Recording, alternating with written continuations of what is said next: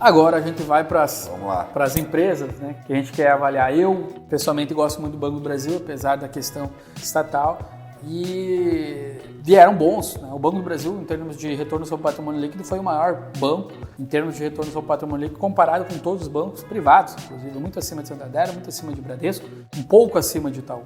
E a carteira de crédito, a gente teve uma expansão de 10,7%, na média ali, entre 9% e 13%, que é o que ela divulgou como guidance no início do ano, no final do ano e início do ano ela divulga. Crescimento de pessoas físicas de 7 a 11, ela entregou 7,9%. Das empresas, entre 8 a 12% que ela queria, entregou um crescimento de 5,5%, então aquém, um pouquinho. Agronegócio, que era entre um crescimento de 14 e 18,9%. Margem financeira entre 22 e 26%, fez 30,4%. A provisão de crédito e liquidez duvidosa está guardando, digamos assim, provisionando entre 27 e 23 bilhões, nesses 3 trimestres 20. Então aqui teve, sobretudo, uma provisão maior por causa do efeito lojas americanas, né? Receita de prestação de serviços também, 5%, né? Entre 4 e 8%. Despesa administrativa, 8%. E o lucro líquido ajustado, provavelmente, ela vai estar entregando entre 34 e 35 bi para o ano, levando a um preço-lucro aí de 4,5 vezes, 4,54, abaixo, né, do valor patrimonial também de 0,95. O resultado, o ROI, que eu falei, o retorno sobre patrimônio líquido de 21,3%, é alto isso, principalmente para um banco estatal, e que veio positivo também, maior que os 9 meses de 2022, né? E maior, inclusive, um pouquinho ali, que o lucro líquido veio maior, 8,4 bi no terceiro trimestre de 2022, veio 8,9 bi 2023, terceiro trimestre. Então veio muito positivo, sobretudo, vamos dizer, a agricultura, né? O setor de agricultura foi quem puxou, forte, ajudou a puxar o Banco do Brasil, né? Valid, ela é uma empresa que faz CNHs, que faz carteiras digitais, e CNH, carteira de identidade, e vende muito para governo.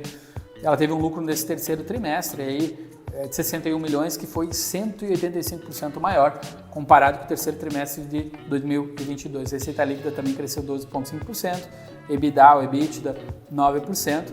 Dado esse lucro que saiu de 21,4 milhões no terceiro trimestre de 2022 para 61 milhões aí, espetacular, né, esse crescimento, que é uma empresa que tem um moat, né, no sentido de que tem um fosso, não um setor tão fácil de estar entrando, né? Então eu gosto muito, está negociado em torno de 6 vezes lucro. Outra empresa, Metal Leve, teoricamente um setor que já sofreu, ou teria sofrido uma disrupção. Ela vende, sobretudo, peças para motores de combustão, um motor que, teoricamente, agora é motor elétrico ganhando cada vez mais força. Tivemos, nesse trimestre, algumas questões especiais sobre a Metal Leve, a Leve 3. Quais elas? Ela chegou a estar R$ 43, né, R$ 48, em que ela fez uma emissão de ações, e toda essa emissão de ações, ou seja, trazendo um potencial diluição para o investidor, mas essa emissão de ações para quê? Para distribuir em dividendos, né, para esses acionistas, e daria em torno de 800 milhões de reais essa emissão de ações, e que ela passaria a 780 milhões, algo assim similar, em dividendos. Provavelmente os controladores alguém precisou desse valor, ou seja, ela assumiu dívida, né, tomando, não é nem emissão de ações, é emissão de débito, tomando mais dívida para estar pagando dividendos. Isso o mercado penalizou, a empresa acabou sendo uma cotação, tirando os dividendos de R$ 5,00, 48, mas R$ 43 depois de pagando os dividendos, que desconto no valor da ação, ela saiu para R$ 33, R$ 30. Então o mercado penalizou uns 30%, porque achava que ela iria precisar do dinheiro inicialmente para o caixa dela, para a operacional, para que estaria com potencial dificuldade, que inclusive chegou a ser vinculado na época, 2 meses atrás, que ela não estaria dando o correto tratamento contábil com as operações que ela tem na Argentina, e que posteriormente foi-se visto que não era nada disso, né? Então, uma empresa que, dado esse fato, dada essa emissão de dívida ela acabou perdendo um pouquinho de credibilidade nesse curto prazo, ela ficou muito barata, 6 vezes lucro, 6,27 vezes. Ela pagou o dividendo, né, de 30%, margem bruta 28,9%, margem bruta então passou de 25,4% para 30,3%, lucro líquido avançou 68% e EBITDA aí subiu em torno de 40%. Na comparação de 12 meses, situando o que se refere a despesas operacionais, a evolução foi expressiva, com o lucro líquido aumentando 41% e o EBITDA de 36%. A gente tem a receita operacional que cresceu 12,2% e o lucro líquido do período cresceu 60%, saindo de 236 milhões para 378 milhões. Né? Crescimento, eu peguei aqui esses dados. A margem, olha a margem bruta dela, saiu de 26% lá em 2014 para 29%, margem líquida de 8,92% lá em 2014 para 15,85%. O próprio ROI, né, o retorno sobre patrimônio líquido, saiu de 15,47% em 2014, indo aí atualmente para 49%. Então, mais do que triplicou em 8, 9 anos a eficiência dela em termos aí de retorno para o investidor. Né? Num período bem complicado. Se pegar 2014, 15, 16, é simplesmente o nosso pior triênio histórico do Brasil de resultado. Né? E aí depois pegou o Covid e tudo mais. Né? Exato, exatamente. Ainda manteve o lucro. Né? Claro, o lucro diminuiu 2/3, mas ainda manteve o lucro mesmo no cenário desafiador de Covid. Né? Outra queridinha estava presente no período passado, no segundo trimestre, que a gente gosta, Kepler Weber, e aí a gente pode estar mostrando a questão de um histórico de déficit de armazenagem no Brasil, aí, poderia estar crescendo em torno aí de 6 vezes o potencial se fosse cobrir tudo, digamos, que precisaria de armazenagem. Né? A gente tem um ROI, retorno do patrimônio líquido, de 26% e um custo de capital, é importantíssimo isso, ou seja, tem um retorno acima do custo de capital dela, 26% contra 15% esperado, 2023, 29% contra 15%. Uma empresa que dívida líquida EBITDA negativa, ou seja, ela tem mais caixa, ela gera mais caixa do que dívida. Questão da armazenagem na fazenda do mundo, capacidade instalada, Brasil só 15%. Então teria e tem muito potencial para estar crescendo. Né? Parte de comparando com certos ativos, em cima, né, a Kepler um ROI em torno de 16% e um crescimento em torno de PEG de 2 vezes, né? Ou seja, um dos melhores ativos em torno de empresas, né, pensando em crescimento e ativos de qualidade. Time for Fun, recentemente, Show 3, aquele mico, o próprio um dos maiores investidores do Brasil, Lírio Parisotto, tem em torno aí de 6 bilhões de reais. Ele sempre fala, olha, é legal a gente ter no mínimo um mico, 1 a 2 micos na carteira, porque esses bicos aí são apostas, aí, os cavalos, os pangarés aí de repente podem estar correndo bastante. E a Show 3, uma empresa que ficou na mídia bastante, ganhou bastante destaque por 2 casos, uma que são parecidos, uma Taylor Swift, né, aquela que organizou, e outra aquela questão de calor extremo, entre outras coisas que aconteceram, menos positivas aí também. Mas a Show 3, então, Time for Fun, veio com lucro não tão alto, mas o importante foi o que? A geração de caixa dela. Ela saiu uma dívida líquida em torno de 10, 15 milhões, saltou aí para menos 150 milhões, ou seja, ela gerou um caixa em torno de 135 milhões. E o que chama a atenção nela? O valor da firma. O que é isso? Ela tem uma dívida líquida negativa em torno aí de 155 milhões, ou seja, ela tem mais caixa do que ela deve. E hoje ela teria o valor negativo dela. Ou seja, se eu fechar a empresa, eu vou estar ganhando 15 milhões se eu pagar pelo valor dela hoje. 15, 16 milhões de reais, e eu fico com a empresa, fecho, fico com ela toda e ainda ganho 16 milhões de reais. Então, casos assim a gente já pegou lá historicamente, já peguei, por exemplo, uma PetroRio, uma Prio 3, em que ela valia 300, 400 milhões de reais, ou melhor, ela tinha 300, 400 milhões de reais de caixa e ela valia 200 milhões de reais. Ela acabou fazendo um turnaround, né? Ou seja, o que significa? Ela acabou se reinventando e aí ela saiu de uma cotação tipo de R$1 para R$43. Né? Então foi um dos cases que a gente pegou bem forte e linkando nessa parte de geração de caixa e turnaround. Né? Mesmo com a Show 3, a Time for Fun, com aspectos aí menos positivos também nesse trimestre, mas os dados, os números, principalmente a geração de caixa dela foi muito forte. Né? Marco Polo é uma empresa aí também fundada em 1949, ele tem capital aberto, uma das empresas de capital aberto do Brasil mais antigas, desde 1978. E a gente teve um crescimento no lucro líquido de 246% no terceiro trimestre de 2023 com o terceiro trimestre de 2022. Né? Chamou muita atenção, o EBITDA também 130% acima, e o crescimento da receita de 6,5%. Né? Produção, né, do Euro 6, que é um tipo de ônibus aí mais pró-ambiente, mais positivo, digamos assim, é mais ESG. A produção da Marco Polo não foi das maiores, mas mesmo assim ela conseguiu estar vendendo aí por um valor maior e aí receitando mais os produtos dela. Né? Estão muito forte na parte de usando ônibus elétrico, né? Fica claro isso, e eles estão aumentando essa questão de focando bastante, isso é bom. Né? Na Índia também tem joint venture, no México, entre outros lugares. Para 2024 eles preveem um ambiente favorável em todos os segmentos. Acredito que vai ter uma inflação e redução na taxa de juros, que pode estar elevando o investimento, isso é real, favorece.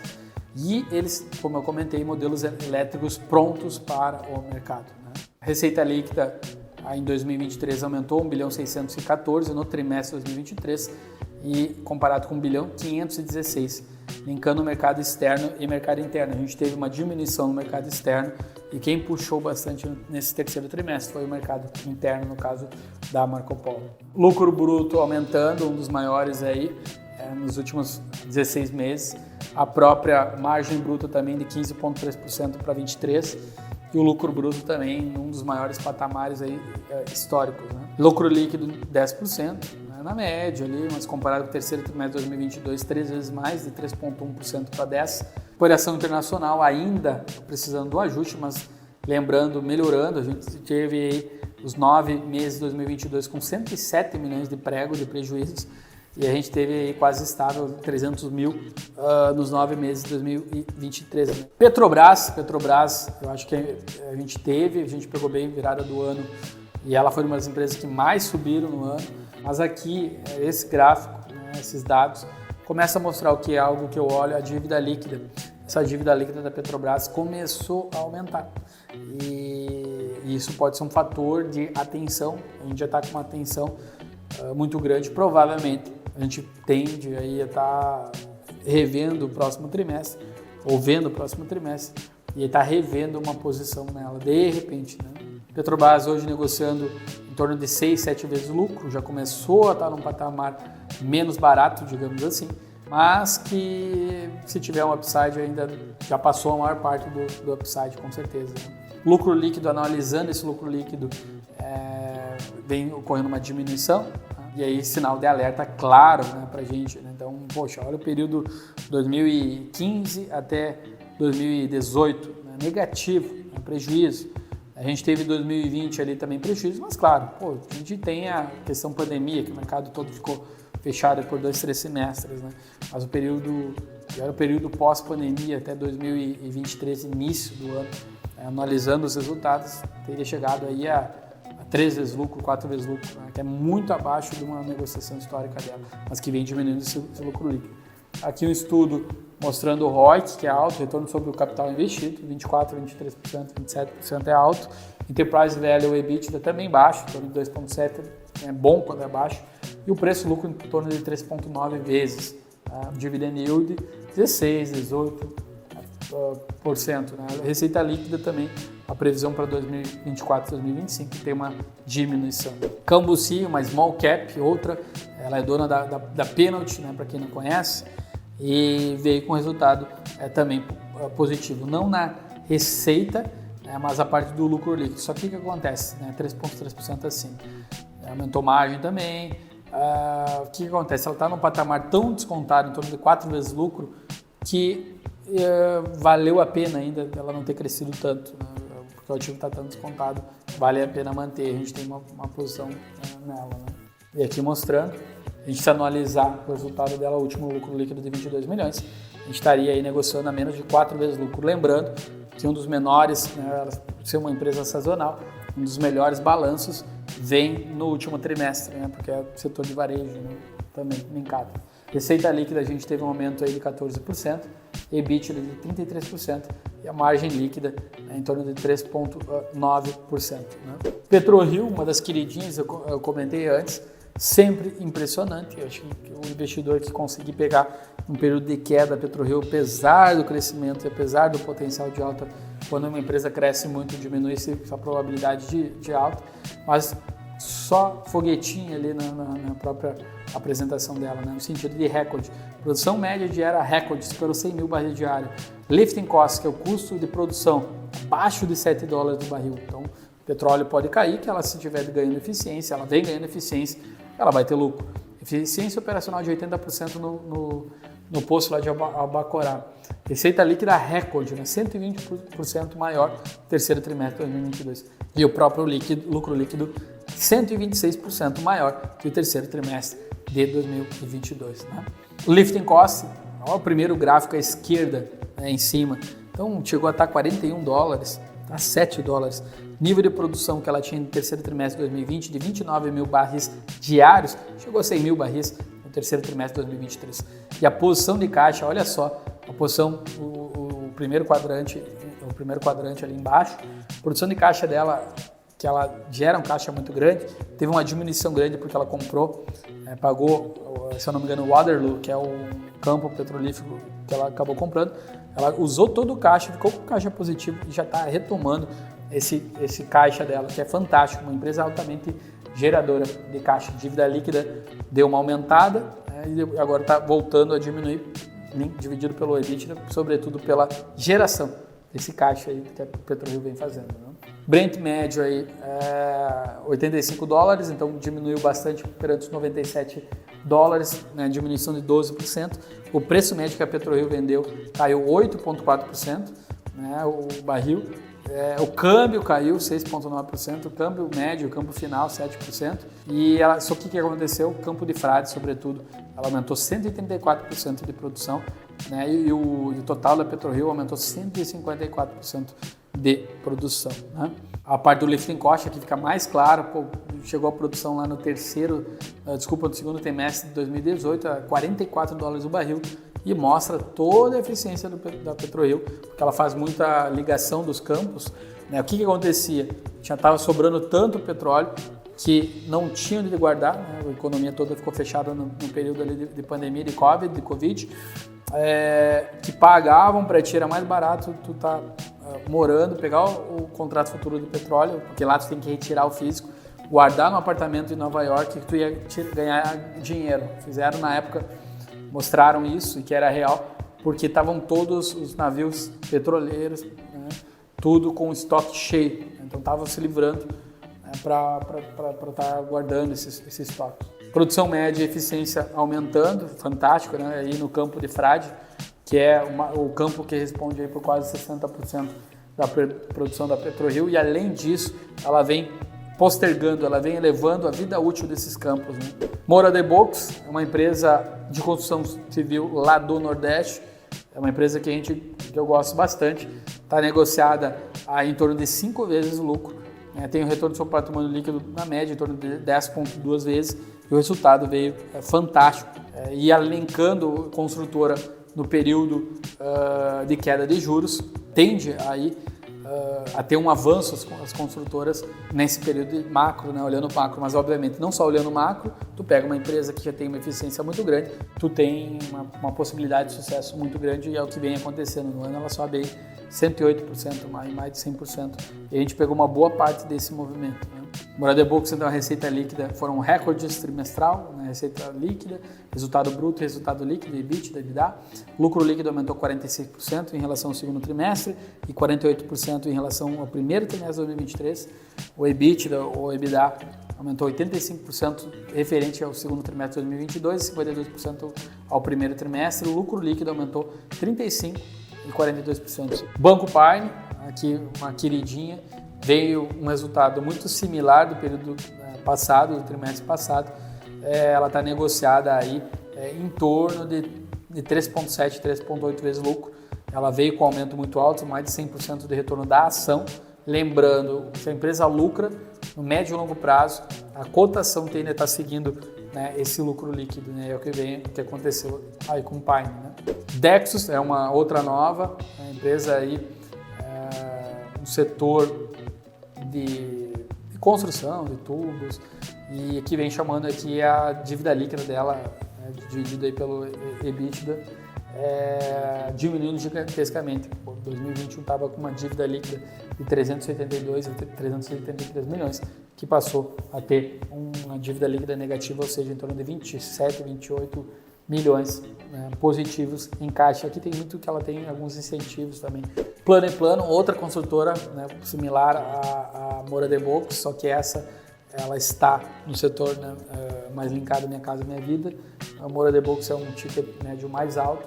Record, ela produziu mais de 100 milhões de caixa nesse trimestre. Receita líquida aumentou 14,7%, ou 39% perante o TRI do ano anterior. E a margem, ou melhor, o lucro líquido, aumentou, saiu de 34,5 milhões no terceiro trimestre de 2022 para 75 milhões. E aqui é um caso em que ela gerou mais caixa do que ela lucrou, né? Então tem uma geração de caixa muito forte, muito forte mesmo, e que a gente gostou bastante. O lucro líquido evoluiu e o EBITDA mais de 10%, o aumento do lucro líquido mais de 100%, em relação ao terceiro TRI de 2022, 72% também, o EBITDA, e mais de 100 milhões de reais de geração de caixa no trimestre, que isso é muito alto. Provavelmente ela não vai conseguir repetir tão cedo, né, um retorno assim. Fras-le, empresa também linkada ao grupo Marco Polo, peças de reposição, freios, pastilhas.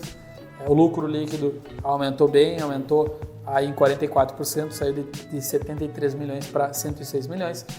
O retorno sobre investimentos também alto, em torno de 17%. Né? E aí o lucro líquido, né, mostrando claramente 73 para 106 milhões, uma empresa que a gente gosta e tem uma empresa small cap, né?